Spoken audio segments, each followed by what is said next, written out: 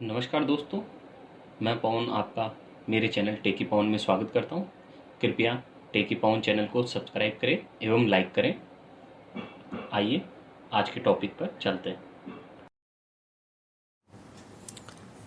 आज का हमारा टॉपिक है propensity to consume, average and marginal propensity. उपभोग प्रवृत्तियां, औसत एवं सीमांत उपभोग प्रवृत्ति। उपभोग प्रवृत्तियों की विशेषताएं देखते हैं हम और इसकी परिभाषा भी। एपीसी औसत उपभोग प्रवृत्ति, उपभोग और आय के अनुपात को ही एपीसी कहते हैं, यानी कि एपीसी बराबर सी बटा वाई। अब इसकी प्रॉपर्टीज देखते हैं। नंबर 1, एपीसी हमेशा ग्रेटर देन 1 होती है जब उपभोग आय से अधिक हो व जब पुरानी वस्तुओं का प्रयोग किया जाए। अर्थात जब तक उपभोग आय से अधिक होगा तब तक एपीसी ग्रेटर देन 1 होगी। ऐसा कब हो सकता है? जब उपभोग ज़्यादा और आय कम हो। ऐसा तब होता है जब हमारी आय तो शून्य हो जाए और हम करें पुरानी बचत का प्रयोग करके उसे ज़्यादा उसका खर्च करें। आय तो हमारी 100 मान लीजिए, 0 नहीं हो, मान लीजिए 100 हो गई हमारी आय और हम खर्च कर रहे हैं 150, तो 50 रुपये हम कहाँ से ला रहे हैं?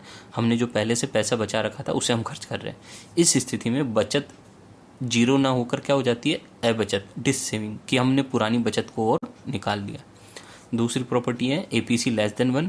एपीसी लेस देन 1 कब होती है? जब उपभोग आय से अधिक हो और उपभोक्ता अपनी आय का कुछ हिस्सा बचा ले, तब एपीसी लेस देन 1 होती है।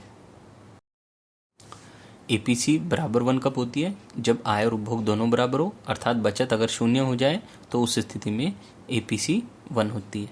नंबर 4, एपीसी ग्रेटर देन 0 कब होती है? चूंकि आय ऋणात्मक नहीं हो सकती, इसलिए कभी भी एपीसी ऋणात्मक नहीं हो सकती, क्योंकि हम जानते हैं एपीसी का सूत्र होता है सी अपॉन वाई। तो ना तो सी कभी ऋणात्मक हो सकता है, ना आय कभी ऋणात्मक हो सकती है, इसलिए एपीसी भी कभी ऋणात्मक नहीं हो सकती, अर्थात वो हमेशा धनात्मक रहती है। हाँ, एपीसी 0 हो सकती है क्या? चूंकि उपभोग 0 नहीं हो सकता, हम पहले ही बोल चुके हैं, अगर उपभोग 0 करेंगे तो व्यक्ति मर जाएगा, इसलिए उपभोग ना तो कभी 0 हो सकता है ना ऋणात्मक, इसलिए एपीसी हमेशा ग्रेटर देन 0 अर्थात धनात्मक ही रहती है। अगला टॉपिक है अपना सीमांत उपभोग प्रवृत्ति, मार्जिनल प्रोपेंसिटी टू कंज्यूम, जिसका सूत्र होता है एमपीसी बराबर delta C by delta Y. अर्थात आय में परिवर्तन के कारण उपभोग में परिवर्तन एवं आय में परिवर्तन के अनुपात को ही एमपीसी कहते हैं। अर्थात आय में परिवर्तन के कारण उपभोग में होने वाले परिवर्तन के अनुपात को एमपीसी कहते हैं। दोस्तों ध्यान रखना, सीमांत उपभोग प्रवृत्ति परिवर्तन से संबंधित है आय के, जबकि औसत उपभोग प्रवृत्ति आय के परिवर्तन से संबंधित नहीं है। अब इसकी प्रॉपर्टीज देखते हैं। नंबर 1, एमपीसी बराबर 1 जब उपभोक्ता अपनी संपूर्ण बढ़ी हुई आय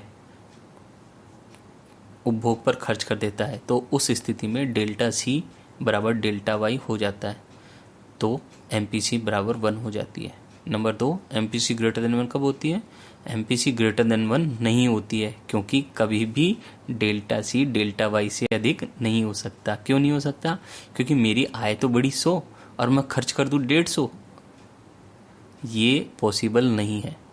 जितनी मेरी आय बढ़ी है उससे कभी मेरा उपभोग ज़्यादा बढ़ नहीं सकता है, इसलिए एमपीसी ग्रेटर देन 1 नहीं होती है। एमपीसी लेस देन 1 कब होती है? तीसरा, एमपीसी लेस देन 1 तब होती है जब हम बड़ी आय से कम खर्च करें। जब आय में जितना परिवर्तन हुआ है उससे कम उपभोग पर खर्च किया जाए तो एमपीसी लेस देन 1 होती है। नंबर 4, एमपीसी बराबर 0 जब डेल्टा सी बराबर 0 हो जाए तब एमपीसी 0 हो जाएगी। उपभोक्ता अपनी बढ़ी हुई आय को उपभोग पर बिल्कुल भी खर्च ना करे और सारा पैसा बचा ले, तब एमपीसी बराबर 0 होती है। नंबर 5, एमपीसी लेस देन 0 कब होती है? एमपीसी लेस देन 0 नहीं होती है, क्योंकि उपभोक्ता अपनी आय से या तो खर्च करेगा या नहीं करेगा, उससे पहले की स्थिति कोई हो ही नहीं सकती, इसलिए सीमांत उपभोग पर प्रवृत्ति कभी ऋणात्मक नहीं होती है। इसी सूत्र को ऐसे भी दर्शाया जा सकता है 0 less than equal to MPC less than equal to 1, अर्थात एमपीसी का मान 0 से 1 तक होता है। और हम जानते हैं उपभोग फलन क्या होता है? सी बराबर सी बार प्लस बी वाई, और बी क्या होता है? एमपीसी सीमांत उपभोग प्रवृत्ति। अब इसी में आगे देखते हैं प्रेरित उपभोग वक्र का ढाल एमपीसी होता है और यह स्थिर होने के कारण प्रेरित उपभोग वक्र मूल बिंदु से गुजरने वाली एक सरल रेखा के रूप में होती है। नंबर आगे, प्रेरित उपभोग वक्र एवं उपभोग वक्र दोनों का ही ढाल B बराबर एमपीसी होता है, इसलिए उपभोग वक्र प्रेरित उपभोग वक्र के पैरेलल समानांतर होता है। इसकी चर्चा हम पहले भी कर चुके हैं कि चूंकि प्रेरित उपभोग वक्र का ढाल एवं उपभोग वक्र का ढाल दोनों ही एमपीसी होता है, इसलिए दोनों समानांतर पैरेलल होते हैं। उपभोग कभी भी शून्य या ऋणात्मक नहीं होता है, जबकि बचत शून्य या ऋणात्मक हो सकती है, क्योंकि अगर उपभोग नहीं करेंगे तो हम मर जाएंगे। Number 2, APC greater than 1, less than 1, equal to 1, greater than 0, not equal to 0 होती है। एपीसी कभी भी ऋणात्मक नहीं हो सकती। नंबर 3, एमपीसी व एमपीएस कभी भी ऋणात्मक नहीं होते हैं। आय व उपभोग तथा आय व बचत में हमेशा धनात्मक संबंध होता है।